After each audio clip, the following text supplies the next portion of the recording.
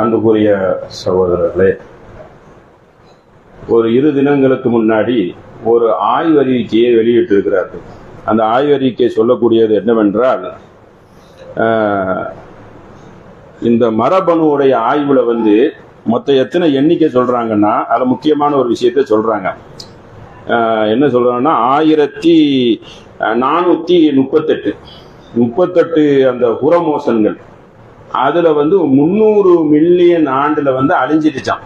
எவ்வளவு அழிஞ்சிருக்கான்? அதாவது அதுல இருந்து ஒரு 40 கழிச்சுக்கிறங்க, 1393 அவ்வளவும் அழிஞ்சிருச்சு, சுருங்கிருச்சு அப்படின்னு சொல்றான். இதுல இந்த ஆண்களுக்கு மட்டும்தான் XY இருக்கும். XYனா ஆண் பெண் என்று தீர்மானிக்கக்கூடிய அந்த அந்த நுணுக்கம், அந்த மரபணு, அந்த குரோமோசோம் ஆண்கிட்ட இருக்குது.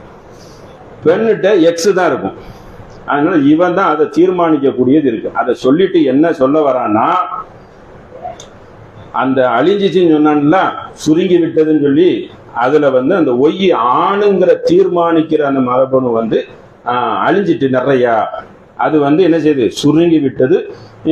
இன்னும் மில்லியன் வருஷம் போட்டிருக்கான். உதாரணத்துக்கு ஒரு கிட்டத்தட்ட ஒரு 2000-3000 ஆண்டு மாதிரி அவன் போடுறதுலாம் ஒரு தோராயமா தான். அது எப்ப வேணாலும் நடக்கலாம். ஆக மொத்தம் அழிஞ்சு விட்டது ஒன்று. ஆண் என்ற அந்த பிள்ளை வராம பெண் பிள்ளையா வருமா? ஏற்கனவே அதிசயம் இருக்குது. எனக்கு நம்ம அது வரதுக்குன்னு பல ஆயிரங்கள் ஆகலாம்.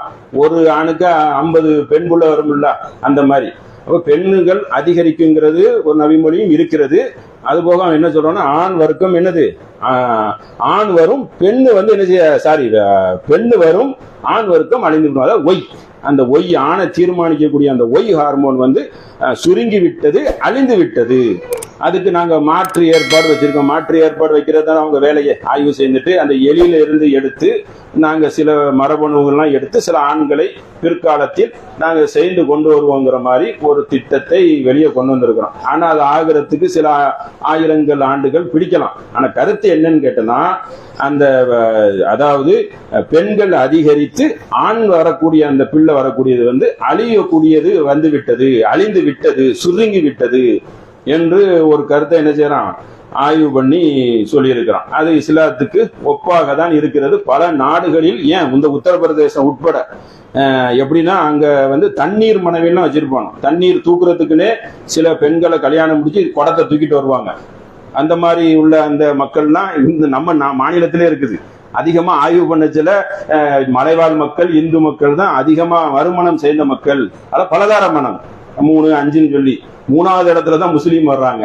அப்போ அதுலயே முஸ்லீம் கம்மியா இருக்காங்க. அப்ப இது அந்த அளவுக்கு ஒரு சிக்கல் வந்துடும். பல நாடுகள்ல கட்டாய சட்டம்.